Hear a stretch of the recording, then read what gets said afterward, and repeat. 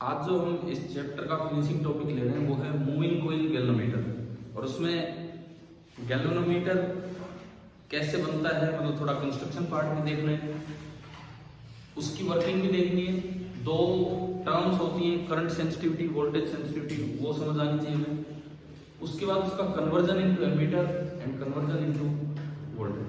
तो इनमें से कोई ना कोई क्वेश्चन आने के तो चांस रहते ही। पूरा टॉपिक काफी बड़ा हो जाता है, देखते हैं उसको कवर करते हैं।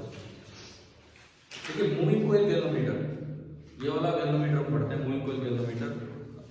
इसमें कंस्ट्रक्शन वाइज क्या होता है, एक सिलेंड्रिकल सॉफ्ट आयरन कोर होती है, एक सिलेंड्रिकल सॉफ्ट आयरन कोर है।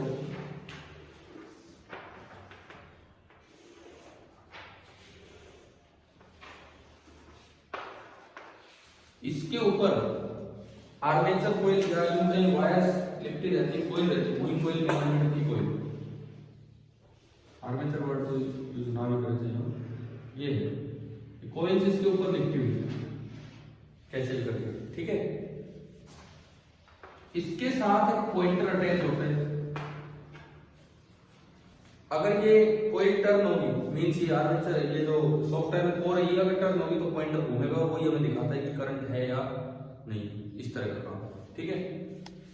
यहां पे मैग्नेट के पोल्स बने हुए हैं, एक साइड साउथ पोल, एक साइड नॉर्थ पोल। तो बीच में एक बड़ा अच्छा सा मैग्नेटिक फील्ड होता है, और ये बड़ा स्पेशल मैग्नेटिक फील्ड होता है जिसको बोलते हैं रेडियल फील्ड। क्या मतलब होता है रेडियल फील्ड का?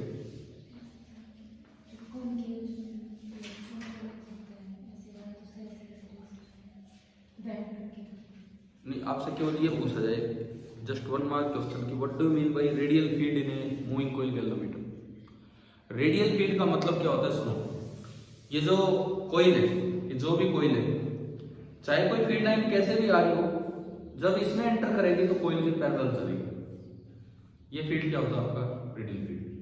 चाहे कोई फील्ड लाइन कैसे भी आ रही हो, जब यहां आएगी तो इस कोइल के पैरेलल चलेगी। इस फील्ड को हम क्या बोलते हैं, रेडियल फील्ड। रेडियल फील्ड बनाने का काम कौन करता है? हाँ, आपको ये बोलना है कि ये जो सॉफ्ट आयरन कोर है ना, इसके दो काम है, इसके दो काम है सॉफ्ट आयरन कोर के, बल्कि सिलेंड्रिकल शेप की जो सॉफ्ट आयरन कोर है, सिलेंड्रिकल सॉफ्ट आयरन कोर, दरअसल इसके दो काम है। पहला तो है to make the field radial,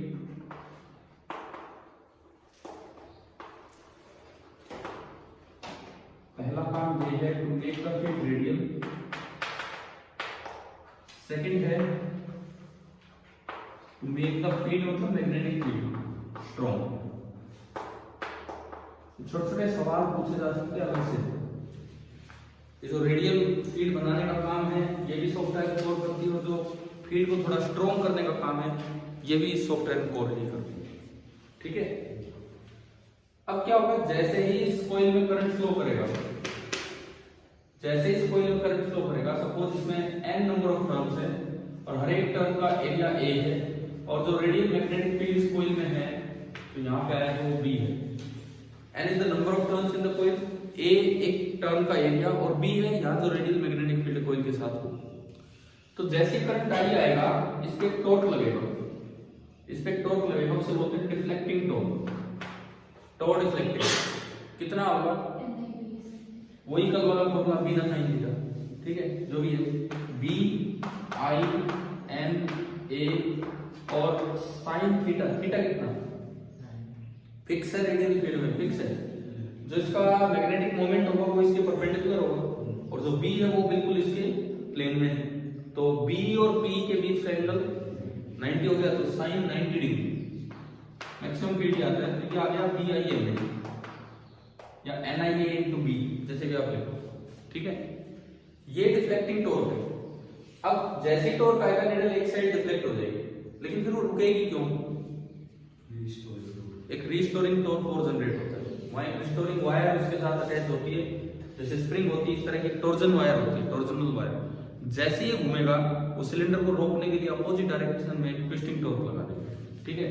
कोई भी आपने जैसे ट्विस्टिंग वायर अटैच की, तो ये अगर मान लो डिफ्लेक्टिंग टॉर्क इधर आएगा, तो जो रिस्टोरिंग टॉर्क है वो अपोजिट डायरेक्शन में बनेगा।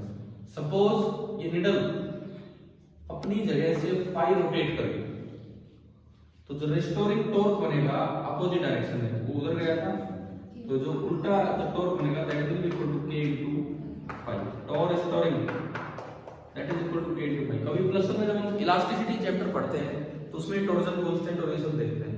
एक सिलेंड्रिकल वायर होती है, वो अगर थोड़ी ट्विस्ट हो जाए तो अपोजिट डायरेक्शन में एक टॉर्क बनता है k * 5। ठीक है, एट इक्विलिब्रियम दोनों टॉर्क इक्वल हो जाएंगे और इनमें क्रिटिकल डैम्पिंग होती है। खैर डैम्पिंग की डिटेल में हम नहीं जाते हैं। अगर डैम्पिंग ना हो ना अच्छी खासी, तो इक्विलिब्रियम के आसपास वो झूलती रहेगी निडल।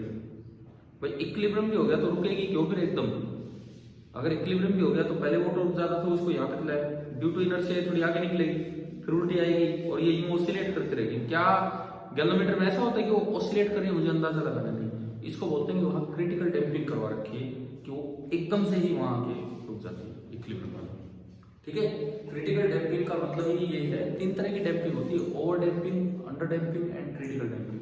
क्रिटिकल डैम्पिंग का मतलब ही ये है कि वहां जाते ही वो बस एकदम से रुक जाएगा, इक्विलिब्रियम पोजीशन में आते। नहीं तो क्या होगा, कहीं भी इक्विलिब्रियम बनेगा वहां ऑसिलेशंस होंगे अगर ये डैम्पिंग ना करवा रखे। ठीक है, याद रह जाएगी ये बातें थोड़ी बहुत, क्लियर है ना। इनकी कंडीशंस होती है पूरी पूरी। ये +1 में जब एसएचएम आप पढ़ते हो, देखो पुराना जमाना था जब एसएचएम में खाली वो मैकेनिक्स वाले क्वेश्चन आते थे, अनडैम्प्ड एसएचएम के आते थे। पिछले कुछ सालों से तो मैं लगातार देख रहा हूँ हर बार डैम्प्ड एसएचएम के क्वेश्चन आ रहे हैं। इसमें भी जेईई मेन वाले में भी कोई ना कोई डैम्प्ड एसएचएम का ही रहा था किसी न किसी अटेम्प्ट में। तो डैम्प्ड एसएचएम में इन बातों का ध्यान रखना होता है, कैसी डैम्पिंग है ये। +1 में हमने पढ़े हैं 3 तरह की डैम्पिंग और उनकी कंडीशन। क्यों नहीं पढ़े ना, तो फिर ये क्या मतलब है, यहाँ नहीं थे क्या आप उस समय? हाँ, तो वो काम की चीज है वो डैम्पिंग, 3 तरह की डैम्पिंग। आजकल मैं कह रहा हूँ क्वेश्चन डैम्प्ड एसएचएम पे ज्यादा आने लगे इसकी वजह से। तो और वो सिलेबस में तो कभी से है, आपके एनसीईआरटी बुक में कभी से है, 11th के सिलेबस में वो कभी से है। अब उन चीजों पे फोकस करने लग गए हैं जो क्वेश्चन बनाते हैं वो लोग। ठीक है, तो यहाँ पे क्रिटिकल डैम्पिंग होती है, उस वजह से ये एकदम रुक जाता है। मान लो 5 नंबर में आ जाए मोलिकुलर गैल्वेनोमीटर, आपके बोर्ड एग्जाम में 5 नंबर के भी सवाल आते हैं, तो उनमें 3 पार्ट आएंगे, 3 में पता नहीं कौन सा पार्ट पूछ लिया जाए साथ में। ठीक है, क्रिटिकल डैम्पिंग हुई तो जिस वक्त टॉर्क और टॉर बराबर होंगे उस वक्त निडल रुकेगी, ऑसिलेट करेगी, रुक जाएगी और हम एकदम से रीडिंग पढ़ लेंगे। ठीक है, at equilibrium torque deflection is equal to torque restoring, यानी कि BIMA is equal to K * 5 और यहां से I आ गया K/NBA और इंटू, यानी कि I डायरेक्टली प्रोपोर्शनल टू 5 है। समझ में आया? मतलब जितना एंगल वो टर्न करेगी उसी की प्रोपोर्शनलिटी क्या चलते रहेंगे, करंट। अब वो लोग एक बार जब गैल्वेनोमीटर बनाते हैं तो पहले ही देख लेते हैं, भाई अगर मान लो 10 डिग्री टर्न किया तो सपोज करंट है 1 मिली एम्पियर, सपोज 10 डिग्री पे 1 मिली एम्पियर है, तो यहाँ कहीं जहां 10 डिग्री होगा वहां 10 डिग्री नहीं दिखेंगे, वो रीडिंग क्या देंगे 1 मिली एम्पियर और ये डायरेक्टली प्रोपोर्शनल है I। तो मतलब जब 20 डिग्री टर्न हो गया 2 मिली एम्पियर, तो 10 डिग्री पे 1 मिली एम्पियर है तो अगली रीडिंग और 10 डिग्री पे लिख देंगे 2 मिली एम्पियर। समझ में आया ना कैसे कैलिब्रेशन होता है इसका? क्लियर है? ये आपका पूछा जाए कोई गैल्वेनोमीटर में लीनियर स्केल होता है या नॉन लीनियर? लीनियर का मतलब यूं नहीं होता कि यूं सीधा हो, वो तो घूमता हुआ ही दिखेगा, लेकिन ये डायरेक्ट प्रोपोर्शनलिटी नहीं है। अगर पूछा जाए जो हॉट इंस्ट्रूमेंट होते हैं, हॉट इंस्ट्रूमेंट मतलब हॉट वायर गैल्वेनोमीटर, उनमें लीनियर स्केल होता है कि नहीं? हॉट वायर क्या होते हैं? Hot wire galvanometer, hot wire galvanometer वो होते हैं जो एसी मेजरमेंट के काम आते हैं। ये केवल डीसी मेजर कर सकते हैं, क्योंकि अगर एसी आएगा तो नीडल पागल हो जाएगी। क्यों? कभी इधर कभी इधर, और वो इतनी फास्ट होता है कि वो डिफ्लेक्ट ही नहीं हो पाएगी, वो डिफ्लेक्ट ही नहीं हो पाएगी। आपको लगेगा 0 करंट है, आप पकड़ दोगे वायर, फिर पता नहीं क्या होगा, ये इस तरह का काम हो जाएगा, है ना। तो उनके लिए स्पेशल है hot wire instrument. Hot wire का मतलब है, हॉट मींस हीटिंग इफेक्ट से रिलेटेड। तो हॉट वायर का मतलब है कि वहां पे करंट का हीटिंग इफेक्ट यूज होगा। अब जी करंट इधर जाए और जी इधर आए, दोनों बार वायर तो गर्म होगी। और जो हीटिंग इफेक्ट को मेजर करता है वो वैल्यू होती है RMS वैल्यू। इसीलिए एसी वोल्टमीटर जो होते हैं वो आरएमएस वैल्यू रीड करते हैं, ठीक है। उनमें नॉन लीनियर स्केल होते हैं क्योंकि उनमें I square directly proportional to pi होता है। हीट क्या होता है, I square R T, I square directly proportional to pi, तो I proportional to root pi, तो वहां पे स्केल कैसा हो जाएगा आपका, नॉन लीनियर, ठीक है। वहां पे जो स्केल है वो नॉन लीनियर हो जाएगा। चलो ये यहाँ तक आया समझ, क्या इसकी कंस्ट्रक्शन पार्ट है, कैसे काम कर रही है, इसकी सिंपल इक्वेशन। अब यहाँ पे दो टर्म्स डिफाइन होती हैं, एक को बोलते हैं करंट सेंसिटिविटी और एक को बोलते हैं वोल्टेज सेंसिटिविटी। आप ये बताओ करंट सेंसिटिविटी की यूनिट क्या होगी,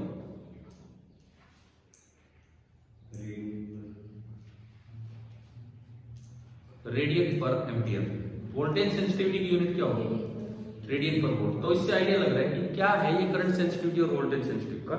करंट सेंसिटिविटी का मतलब है कि अगर आई करंट जाने पे फाई डिफ्लेक्शन हुआ है तो यूनिट करंट जाने पे कितना डिफ्लेक्शन होगा, phi upon I. Current sensitivity का मतलब है deflection shown by the galvanometer per unit current. ऐसे वोल्टेज सेंसिटिविटी का क्या मतलब है, deflection shown by the galvanometer per unit applied voltage. Clear है। तो ये हमारे पास दो टर्म्स हैं। अगर मैं करंट सेंसिटिविटी को आई एस से रिप्रेजेंट करूं, वोल्टेज सेंसिटिविटी को वी एस से, तो करंट सेंसिटिविटी का मतलब है phi upon I and voltage sensitivity का मतलब है फाई अपॉन वी। और मान लो गैल्वेनोमीटर कॉइल की जो रेजिस्टेंस है, सपोज वो कितनी है, are G.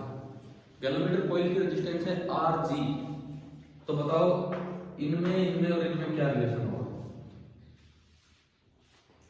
V S I S और आर जी में क्या रिलेशन होगा।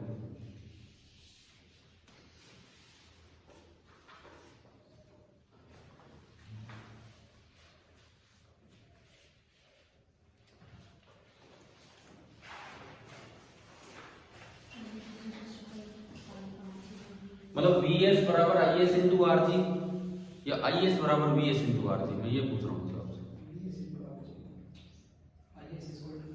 हाँ सही।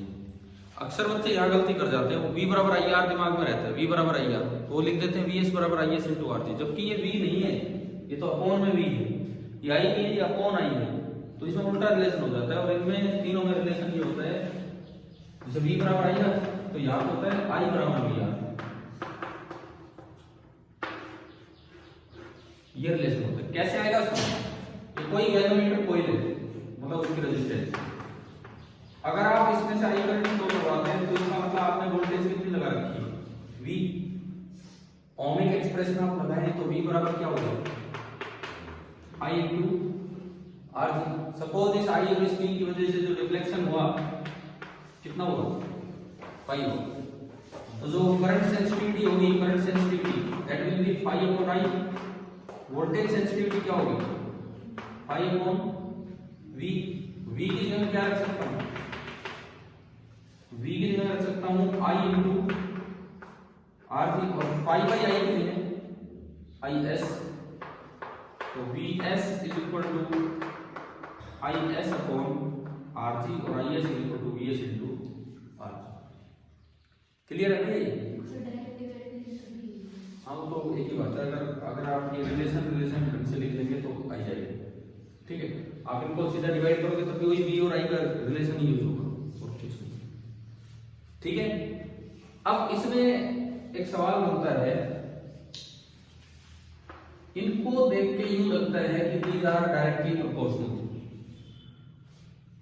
लग रहा है नहीं तो बिल्कुल क्लियर लग रहा है। इधर आई एस है, उधर वी एस, आर जी तो अपने आप में ये कांस्टेंट सा रहता है, गैल्वेनोमीटर कॉइल की रेजिस्टेंस जैसे भी है।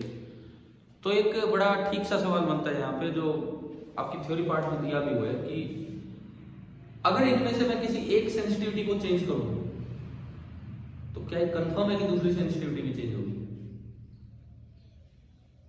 अगर मैं इनमें से किसी एक सेंसिटिविटी को चेंज करूं तो क्या ये कंफर्म है कि दूसरी सेंसिटिविटी भी चेंज होगी। सवाल ऐसे बन के आ जाए, increasing the current sensitivity necessarily increases the voltage sensitivity, true और false. Increasing the current sensitivity necessarily increase the voltage sensitivity, ये मैं चेक करना चाह रहा हूं। वीएस बराबर है आई एस अपॉन अगर मैं इसको बढ़ाऊं तो क्या ये बढ़ना जरूरी है कि नहीं? क्यों ये बढ़ रहा है, न्यूमरेटर बढ़ रहा है।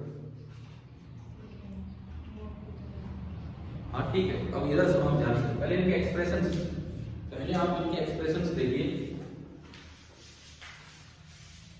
देखो आपका जो करंट सेंसिटिविटी है फाई बाई आई यहां से निकाल के लो। फाई बाई आई कितना है, NBA अपॉन के,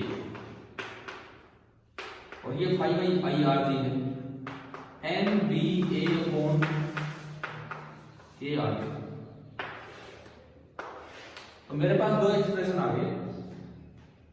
करंट सेंसिटिविटी का एक्सप्रेशन आया, current sensitivity N number of turns, B magnetic field applied, A upon K। Voltage sensitivity सब कुछ वो तो है ही, NBA upon K into R। Current sensitivity मुझे बढ़ानी है, उसके क्या क्या तरीके हैं भाई? सेंसिटिविटी अच्छी हो तो इंस्ट्रूमेंट अच्छा होता है। डिफ्लेक्शन पर यूनिट करंट, एक तो यूनिट करंट पे जरा सा डिफ्लेक्शन दिखाए हमें पता ही ना लगे, और एक अच्छा खासा डिफ्लेक्शन दिखाए तो हमें दिख जाए क्या। तो कई बार सेंसिटिविटी बढ़ानी होती है। तो देखो मान लो आपने सेंसिटिविटी बढ़ाई के को कम कर दी, के को कम करना इतना आसान नहीं, मटेरियली चेंज करना पड़ेगा टॉर्जन वायर में। तो भाई इसमें भी के कम हो गया, इसमें भी के कम हो गया, तो अगर आईएस बढ़ाओगे तो बीएस भी बढ़ेगी। क्लियर? अगर आपने सेंसिटिविटी बढ़ाई, पोल स्ट्रॉन्ग ले, पोल स्ट्रॉन्ग लिए तो बी स्ट्रॉन्ग हो गए, वो तो इसमें भी हो, इसमें भी हो, तो आईएस बढ़ने पे बीएस भी बढ़ेगा। अगर आपने सेंसिटिविटी बढ़ाई नंबर ऑफ टर्न्स डबल करके, नंबर ऑफ टर्न्स डबल किए, तो नंबर ऑफ टर्न्स तो इसमें भी डबल हुए, आईएस डबल हो गया, इसमें बताओ क्या होगा? नंबर ऑफ टर्न्स तो बढ़ेंगे लेकिन लेंथ डबल हो जाएगी वायर की, और लेंथ डबल होगी तो रेजिस्टेंस भी डबल होगी। R G is directly proportional to length of the wire, rho L by A, area of cross section. समझ गए हो? तो अगर आप इस तरीके से जाते हो कि नंबर ऑफ टर्न्स डबल करके आईएस बढ़ाना चाह रहे हो, तो आईएस तो बढ़ेगा लेकिन वीएस नहीं बढ़ेगा, क्योंकि उतना ही आरजी में। क्योंकि ये एग्जांपल हमें याद रखना है, एक पूरा आने लायक सवाल है। अब एक बार ये बुक से पढ़ो, ये लाइन देखो, वहां एग्जांपल के साथ है, पेज नंबर 165, पेज नंबर 165 पे an interesting point two note is that, जो इक्वेशन 4.40 उसके नीचे देखिए, उसके नीचे an interesting point to note is that increasing the current sensitivity may not necessarily increase the voltage sensitivity। आ गया ना समझ? और इन्होंने यही एग्जांपल लिया है, मान लो आपने नंबर ऑफ टर्न्स डबल कर दिए तो रेजिस्टेंस भी डबल हो जाएगी और उससे वोल्टेज सेंसिटिविटी डिफरेंट हो जाएगी। एक सवाल यूं आ जाए, गैल्वेनोमीटर से आपको एमीटर बनाना है और गैल्वेनोमीटर से आपको वोल्टमीटर बनाना है, क्या दोनों बार सेम मॉडिफिकेशन करना पड़ता है कि डिफरेंट? डिफरेंट, एक में सीरीज एक में शंट, इस तरह का काम। तो ये भी सवाल आ सकता है, क्यों भाई ऐसा क्यों है? वही तो गैल्वेनोमीटर है, आप चाहे करंट मेजर करो चाहे वोल्टेज, ज्यादा करंट मेजर तभी होगा जब ज्यादा वोल्टेज अप्लाई कर रखी होगी, फिर सेम मॉडिफिकेशन क्यों नहीं करना पड़ रहा? उसका भी रीजन यही है, अगर आप वोल्टेज मेजरमेंट अच्छे से करना चाहते हैं तो आप कौन सी सेंसिटिविटी बढ़ाना चाहते हैं? Voltage sensitivity. करंट मेजरमेंट अच्छे से करना चाहते हैं तो आप कौन सी सेंसिटिविटी बढ़ाएंगे? Current sensitivity. और क्या एक चीज के बढ़ने से श्योर है कि दूसरी चीज बढ़े? नहीं है, इसीलिए दोनों का मॉडिफिकेशन अलग है। समझ गए ना? इन्हीं लाइनों को थोड़ा और नीचे पढ़ो, ये मिल जाएगा आपको, लास्ट की जो लाइनें होंगी।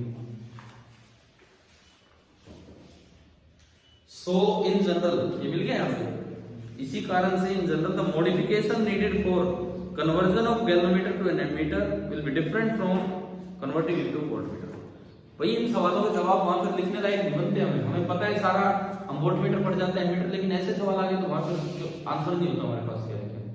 समझ आ गया ये? ठीक है। अच्छा, वोल्टमीटर में एक करंट बोलते हैं full scale deflection current, IG. ये क्या होता है? गैल्वेनोमीटर की बात करो, सॉरी वोल्टमीटर नहीं, गैल्वेनोमीटर में। गैल्वेनोमीटर में फुल स्केल डिफ्लेक्शन करंट का क्या मतलब है? देखो ये मतलब है कि इसकी जो निडल है वो दोनों साइड जा सकती है। गैल्वेनोमीटर का जीरो मार्क बीच में होता है, गैल्वेनोमीटर का जीरो मार्क बीच में होता है, इधर भी निडल जा सकती है और इस साइड, है ना? तो लास्ट से लास्ट रीडिंग कितनी आ सकती है, उसे क्या बोलते हैं? फुल स्केल डिफ्लेक्शन करंट, उस साइड भी और इस साइड। और ये बहुत ज्यादा नहीं होता, माइक्रो एम्पियर के आसपास का ही होता है। आपको मिली में पहुंचना है तो आपको उसे कन्वर्ट करना होगा वोल्ट मीटर ना, क्या बनाना होगा, एमीटर। एक बार इस चीज को भी सोचिए, मेरे पास एक गैल्वेनोमीटर है, वो माइक्रो एम्पियर तक का ही करंट मेजर कर पा रहा है, मुझे चाहिए एमीटर जो मिली एम्पियर तक का करंट मेजर करे। तो कन्वर्जन पे तो अभी हम आएंगे। सपोज मैं यहां थोड़ी सी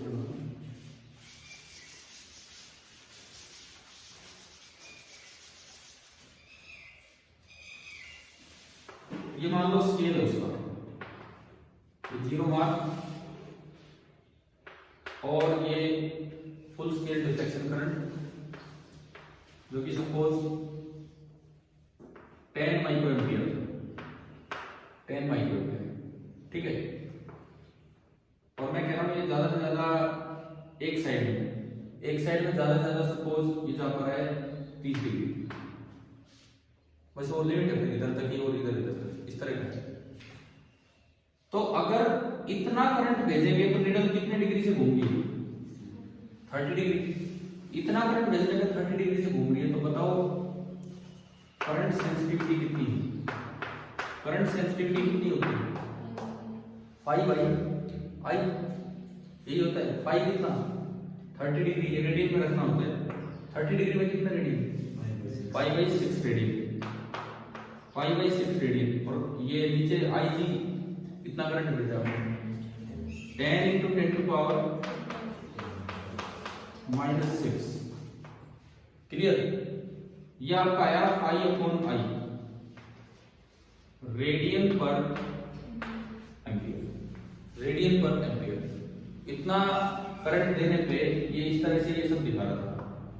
इसको मैं थोड़ा कैलकुलेट करूं, पाई बाई 6 इंटू 10 की पावर -5, और ये ऊपर गया तो 10 की पावर 5, ये 3/6 से लग लो, हाँ 3/6, 1/2, 0.5 को एक आगे ले लो तो 5 इंटू 10 की पावर 4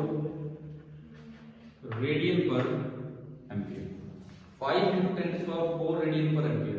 इसका मतलब अगर 1 एम्पियर करंट जा रहा होता तो ये कितना रेडियन डिफ्लेक्शन दिखा रहा होता, 5 इंटू 10 की पावर 4 रेडियन। ये मेजर नहीं कर सकता 1 एम्पियर, ये कर ही नहीं सकता, क्योंकि इसका तो फुल स्केल डिफ्लेक्शन करंट ही कितना है, 10 माइक्रो एम्पियर। पहली बात तो अगर कोई वोल्ट मीटर दिया हो तो उसका आई एस कैसे निकालोगे, समझ आ गया। मान लो वोल्ट मीटर आपको दिखा रखा और रीडिंग दिखा रखी है, एंगल दिखा दे और यूं दिखा दे यहाँ आई कितना है, तो उसकी करंट सेंसिटिविटी कैसे निकलेगी, पाई बाई आई। चाहिए, समझ आ गया है, क्लियर है सभी को। अब अगर आपको ये एमीटर बनाना है तो आप इस 30 डिग्री को तो चेंज कर ही नहीं सकते, ये तो वही। आप क्या बढ़ाना चाहोगे, ये जो फुल स्केल डिफ्लेक्शन करंट है ना, ये हम बढ़ाना चाहेंगे। अब ये बढ़ाना भी पॉसिबल नहीं, क्योंकि गैल्वेनोमीटर तो वही है, गैल्वेनोमीटर तो वही है, तो ये कैसे बढ़ाए, तो उसके लिए एक बड़ा अरेंजमेंट किया जाता है कि हमें लगे कि ज्यादा करंट आ गया, हमें लगे कि ज्यादा करंट आ गया इसमें, लेकिन इसमें इतना ही जाए, बाकी कहीं पैरेलल पाथ में निकल जाए। तो अब यहाँ से हम शुरुआत कर रहे हैं conversion of voltmeter galvanometer into ammeter, ठीक है। कन्वर्जन, ये तो आपकी बुक में जो डायग्राम है 164 पेज पे, ये टॉप व्यू है इसका। एक बार ये देखो पेज नंबर 164 पे जो डायग्राम है, ये सिलेंडर का टॉप व्यू है, समझ गए हो क्या है? हमने सामने से बनाया था अभी बोर्ड पे, हमने जो ये बना रखा है ये सामने से, बुक में ये यहाँ से दिखा रखा है ऊपर से, तो सिलेंडर नीचे अंदर है इसके अंदर, समझ आ गया कि क्या है, ठीक है। और इसमें एक लाइन ये भी अंडरलाइन कर लेना, इसी डायग्राम वाले पेज पे ऊपर जहां पैराग्राफ स्टार्ट होता है, the galvanometer consist of a coil with many turns free to rotate, इसको छोड़ो, in a uniform radial magnetic field. अब इससे अगली लाइन को जरूर अंडरलाइन कीजिए, there is a cylindrical soft iron core which not only makes the field radial but also increases the strength of the magnetic field. इसमें दोनों काम आ गए उसके, कि सिलिंड्रिकल सॉफ्ट आयरन कोर के दो काम क्या क्या हैं, वो दोनों के दोनों आपको याद रखिए।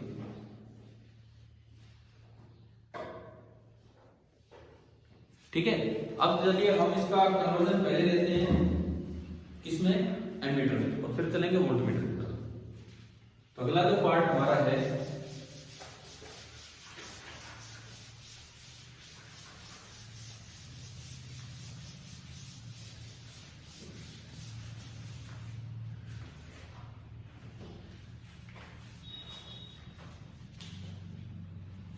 अच्छा ये और मैं पूछ रहा हूँ आपसे, अगर आपको एक वोल्ट मीटर ना गैल्वेनोमीटर एमीटर में कन्वर्ट करना है तो आप करंट सेंसिटिविटी बढ़ा रहे होते हो कि कम कर रहे होते हो?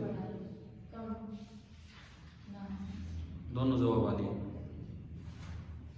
अगर आप एक गैल्वेनोमीटर को एमीटर में कन्वर्ट करते हैं तो आप करंट सेंसिटिविटी बढ़ाते हैं कम करते हैं? कम करते हैं। कम क्यों करते हैं सुनो, पहले वो 30 डिग्री पे 10 माइक्रो एम्पियर रीड कर रहा था, अगर आपने सेंसिटिविटी बढ़ा दी तो इसका मतलब वो 30 डिग्री पे हो सकता है 1 माइक्रो एम्पियर रीड कर रहा हो। क्यों? क्योंकि आई एस का फॉर्मूला क्या था, pi upon I.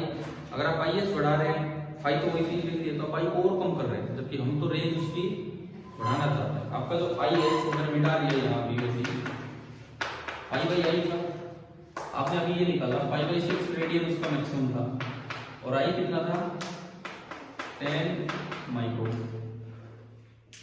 Clear?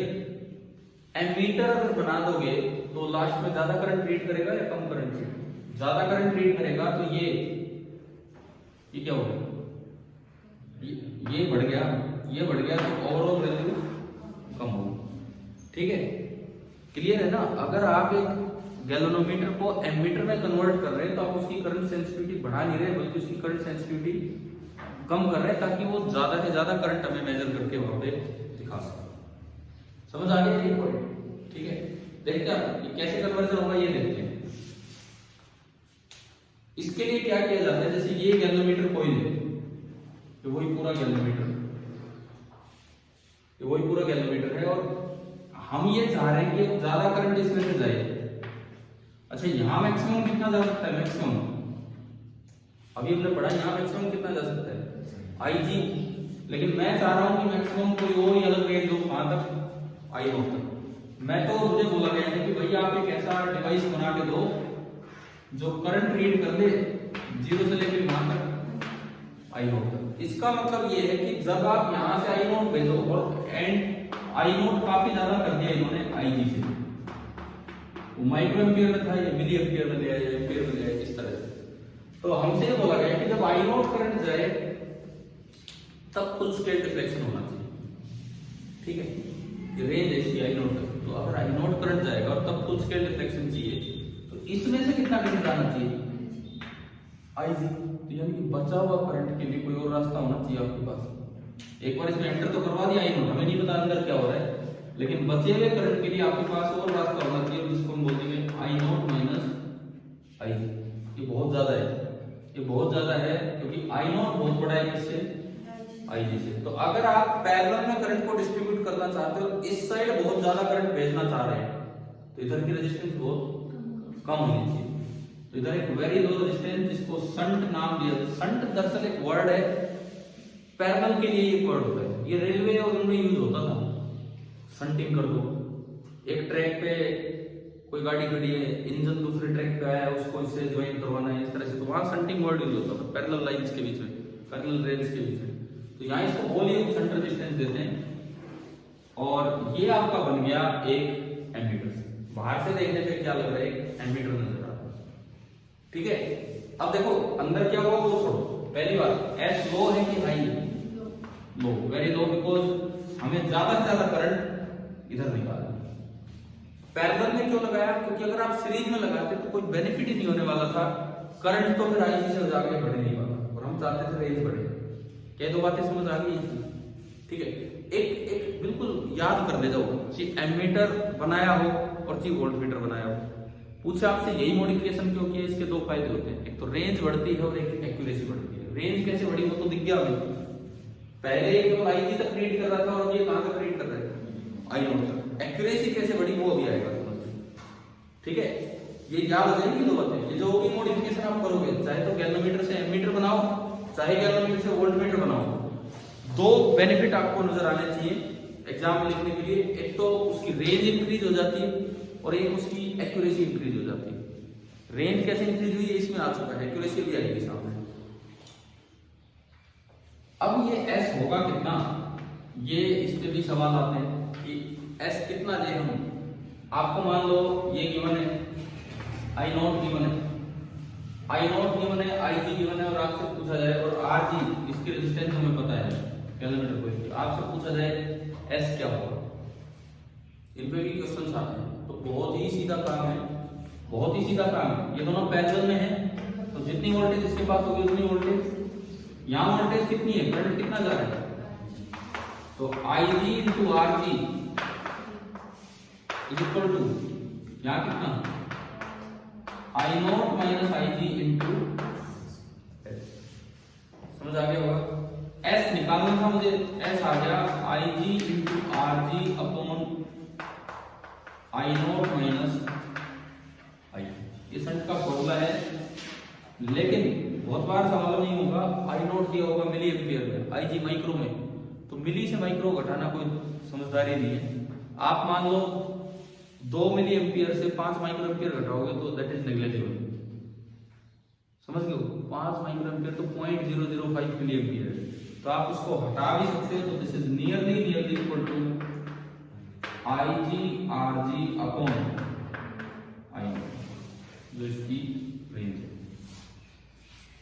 Shunt की वैल्यू ऐसे निकलेगी, ठीक है। अगर आपको आई जी दे रखा हो, आर जी दे रखा हो और रेंज क्या बढ़ानी है वहां तक, तो ये आपका शंट कैलकुलेशन का तरीका है।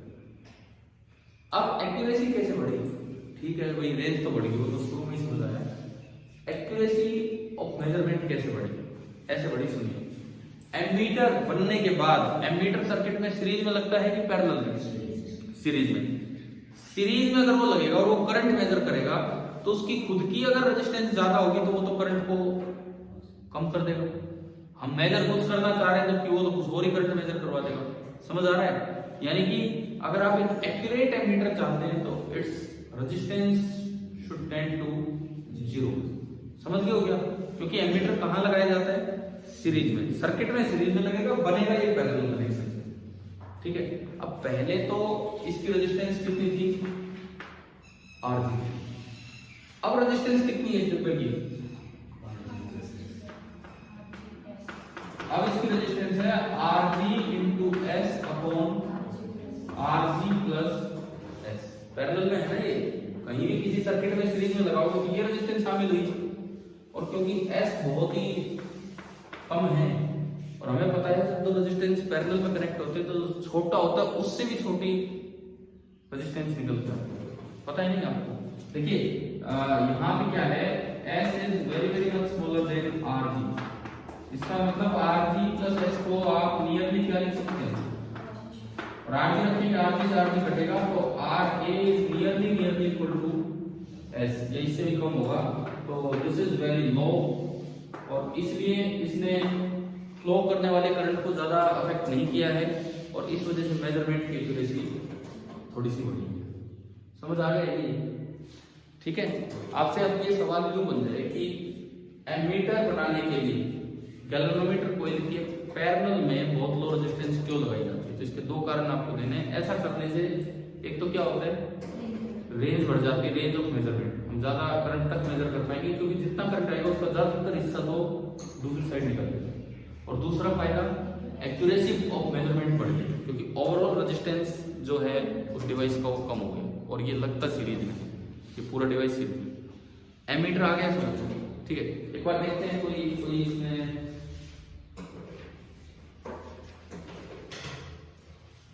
पहले सॉल्व एग्जांपल ले लो, पेज नंबर 165 पे देखिए,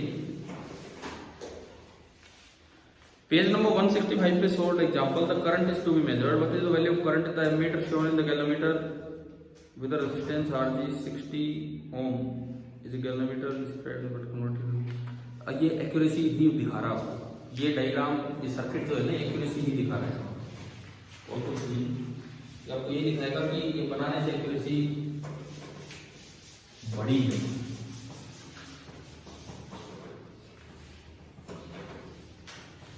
देखो इन्होंने एक सर्किट डायग्राम दिया,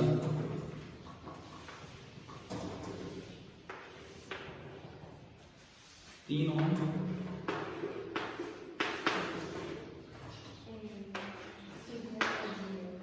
और ये 3 ओम, सुनो,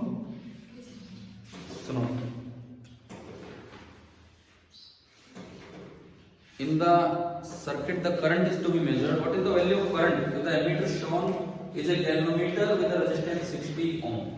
पहले पार्ट में कहता है कि ये गैल्वेनोमीटर है और उसकी जो रेजिस्टेंस थी वो कितनी थी 60 ओम। तो आप पहले तो ये देखो, मान लो आपने कुछ ना लगाया होता, कुछ भी नहीं लगाया होता मेजरमेंट के लिए, तो एक्चुअल करंट कितना होना था? हाँ, 3/R 1 एम्पियर।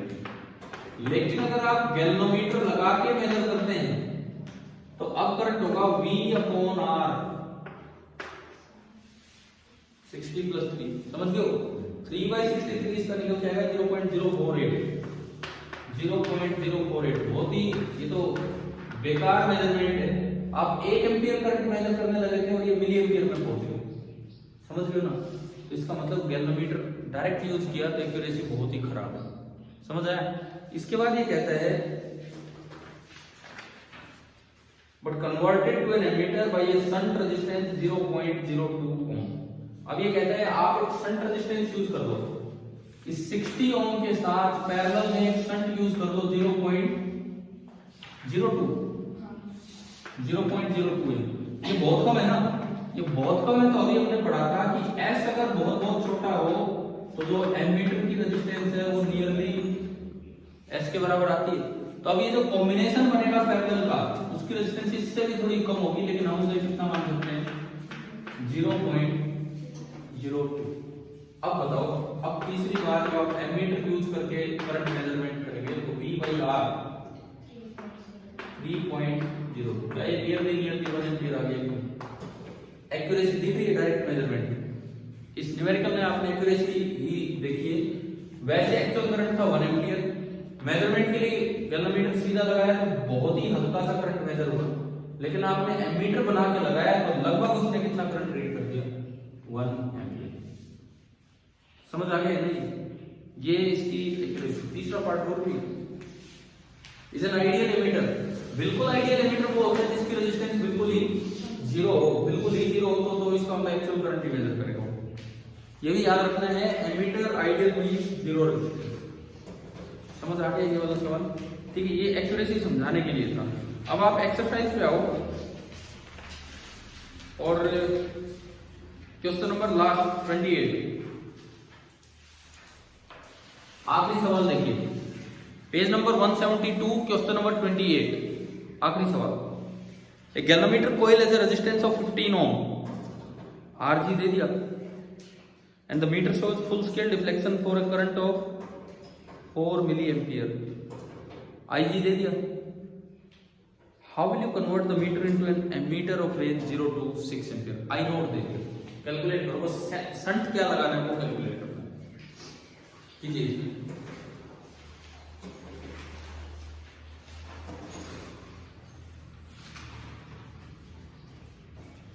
इसका आंसर है 10 मिली ओम। क्या आपको शंट 10 मिली ओम लगाना पड़ेगा। अब देखो आ रहा है।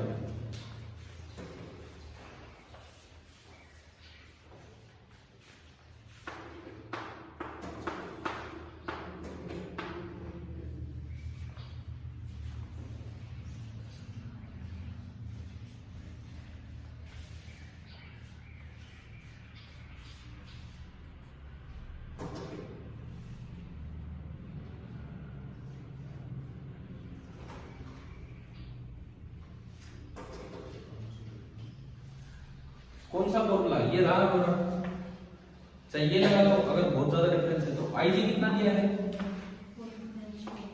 4 × 10⁻³ Rg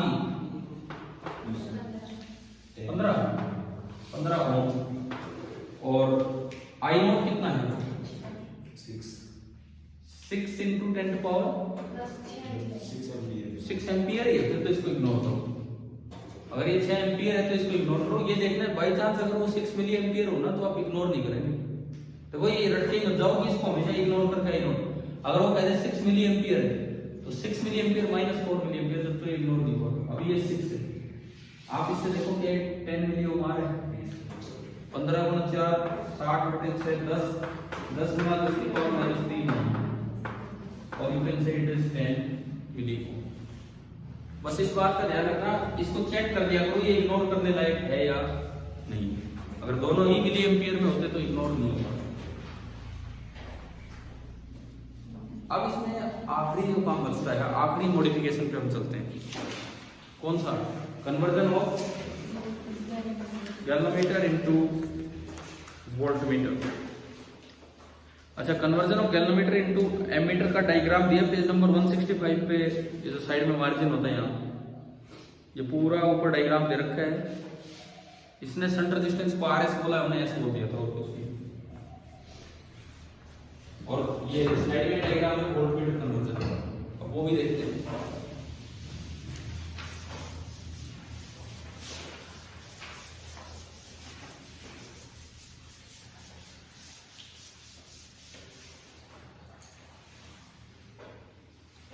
देखिए, वोल्टमीटर कन्वर्जन के लिए मॉडिफिकेशन क्या करना है। जैसे एमीटर बनाने के लिए हम पैरेलल में बहुत लो रेजिस्टेंस लगाते हैं, ऐसे ही वोल्टमीटर बनाने के लिए सीरीज में बहुत ही हाई। क्या कारण? सोचने की जरूरत ही नहीं है, दो कारण है। एक तो रेंज बढ़ जाए और एक एक्यूरेसी। फिर बाद में सोच लेना कैसे हुआ है ना। अगर एग्जाम में आता है तो पहले तो हम इनका जवाब देना चाहिए। अब देखो रेंज कैसे बढ़ी वो सुनिए। मान लो एक वोल्टमीटर कोइल थी, वोल्टमीटर कोइल, उसका RG मैं कहूँ 1 ओम है, ठीक है, इधर देखना अभी। और इसका IG है, मैक्सिमम करंट जो इसमें से जा सकता है सपोज 1 मिली एम्पियर। तो बताना है मैक्सिमम वोल्टेज कितनी रीड कर पाएगा, कितनी रीड कर पाएगा? I into R 1 milli ampere into 1 milli volt तो रीड कर पाएगा। अब मैं अगर इसी के साथ सीरीज में एक हाई रेजिस्टेंस लगा दूं, सीरीज में मैंने लगा दिया 999 ओम, इससे काफी है, तो इसकी रेजिस्टेंस कितनी बन गई? 1000। IG नहीं बढ़ रहा, मुझे IG बढ़ाना नहीं, मुझे करंट थोड़ी मेजर करना, मुझे क्या मेजर करना है? वोल्टेज। 1000 ओम हो गया 1 मिली एम्पियर, 1000 मिली वोल्ट, यानी कि 1 से 1000 गुना आपने बढ़ा दिया। समझ में आया रेंज कैसे बढ़ी? रेंज तो एक बार में दिख गया होगा कैसे बढ़ी, या कोई डाउट है इसमें रेंज बढ़ने में? आप अगर सीरीज में बहुत हाई रेजिस्टेंस लगाओगे तो उसी IG करंट से भी ये ज्यादा वोल्टेज अपने क्रॉस रख लेगा। क्लियर है? मुझे मेरा टारगेट ये नहीं है करंट बढ़े, इस बार मेरा टारगेट क्या है? वोल्टेज बढ़े इसके क्रॉस, वो ज्यादा से ज्यादा मेजर करना है। तो सीरीज में बहुत ही हाई रेजिस्टेंस लगानी है। इससे एक्यूरेसी कैसे बढ़ती है वो भी बनने के बाद हम देखेंगे। पहले इसमें सपोज ये गैल्वेनोमीटर कोइल थी, इसका आपको RG दिया है और इसमें से फुल स्केल रिफ्लेक्शन करंट दिया है क्या? IG। और मैंने इसके सीरीज में बहुत ही हाई रेजिस्टेंस लगा दी R सीरीज, या चलो R लिख दो, बहुत इतना ही। इससे मेरे लिए ये एक वोल्टमीटर बन गया और उस वोल्टमीटर की रेंज है 0 से कितनी? V0। ठीक है, अब आपको ये बताना है कि ये R क्या ले in terms of IG, RG and V0। जैसे अभी क्या हो शंट वाला क्वेश्चन है, बड़ा आसान है। जब इसमें से IG करंट फ्लो करे तो ये कितना रीड कर दे? V0। तो V0 is equal to I into total resistance, और टोटल रेजिस्टेंस कितनी? RG plus R। यहां से मेरे पास आया RG plus R, that is equal to V0 by IG। बहुत बार तो ये इग्नोर ही हो जा रहा है, क्योंकि जो R है वो बहुत बड़ा मिलेगा किससे? RG से। तो यहां से जो R बन रहा है, वैसे तो बन रहा है V0 upon IG minus RG, but this is nearly equal to V0 upon.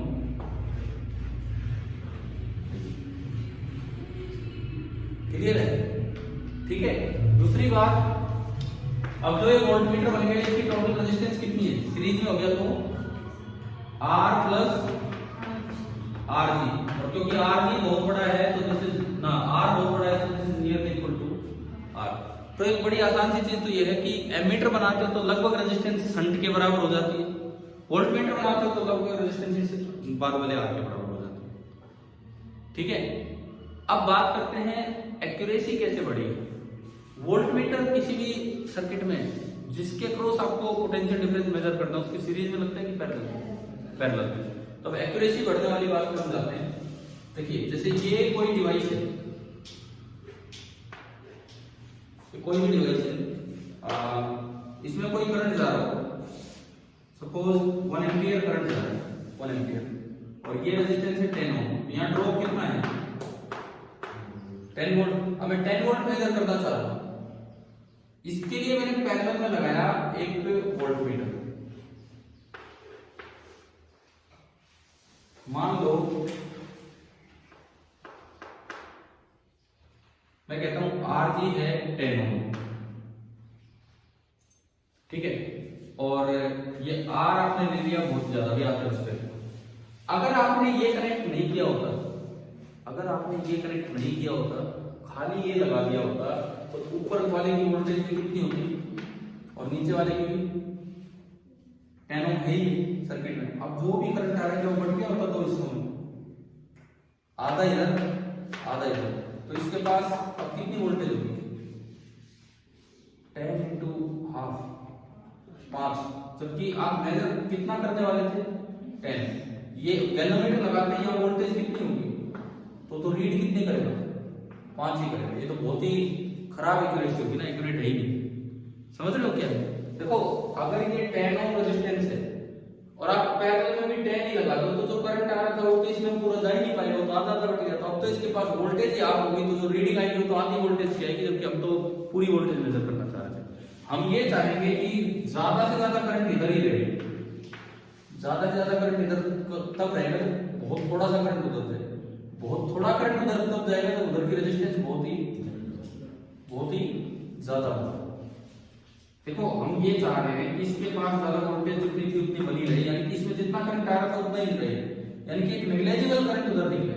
अगर आप पैरेलल पाथ में बहुत कम करंट चाहते हैं तो उधर की रेजिस्टेंस बहुत ही ज्यादा होनी चाहिए, और रेजिस्टेंस ज्यादा करने का तरीका यही होता है कि सीरीज में बहुत ही हाई लगा दो, तो अपने आप उस डिवाइस की रेजिस्टेंस बहुत ही ज्यादा होगी।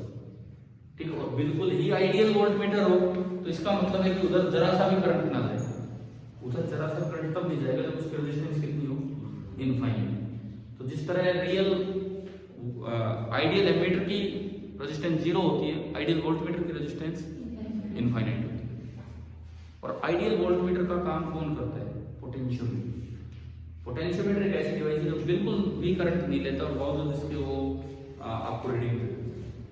ठीक है, अब एक्यूरेसी दिखाने वाला क्वेश्चन तो नहीं है एनसीईआरटी, जिस तरह हमने एक सॉल्ड एग्जांपल लिया था एमीटर की एक्यूरेसी बताने वाला, लेकिन शायद कन्वर्जन वाला क्वेश्चन सेकंड लास्ट देखो एक्सरसाइज का सेकंड लास्ट क्वेश्चन।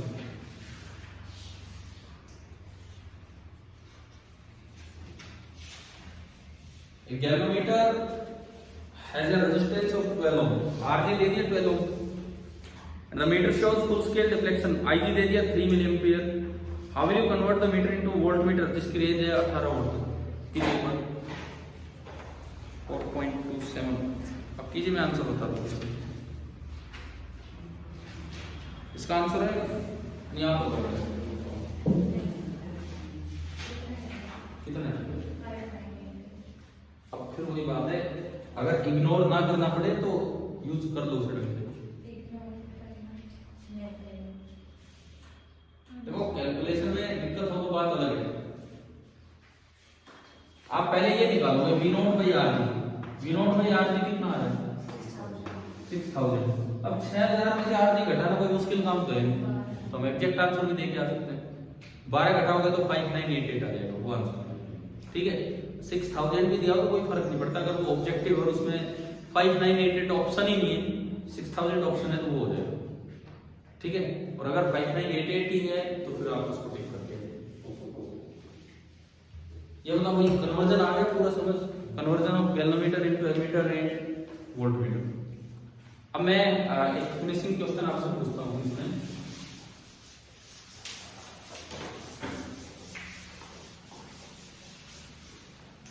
एक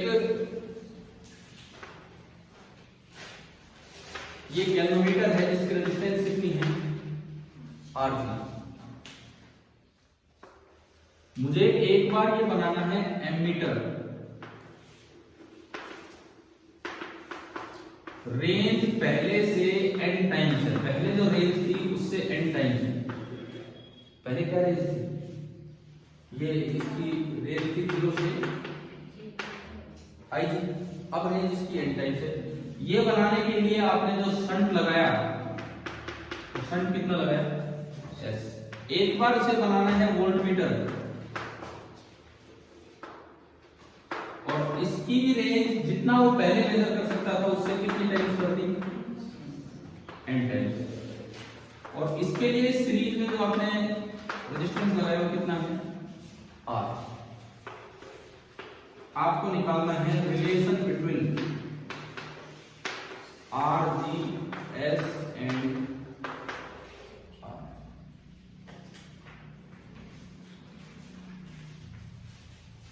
जस्ट इसमें कंक्लूजन सा निकल आएगा कि हाँ ये आप इस तरह से देखते हैं जो कन्वर्जन वाले टॉपिक्स हैं।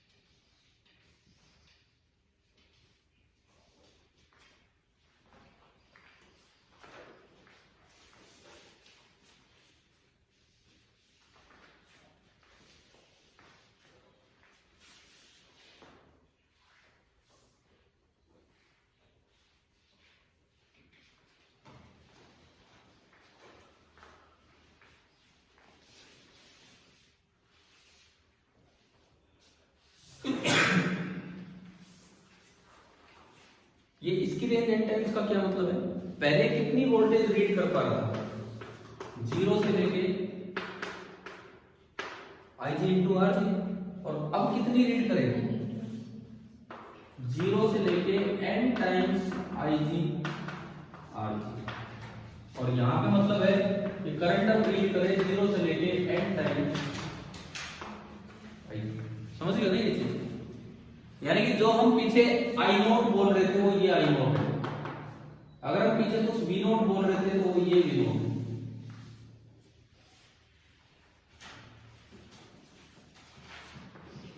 शंट का क्या फॉर्मूला है,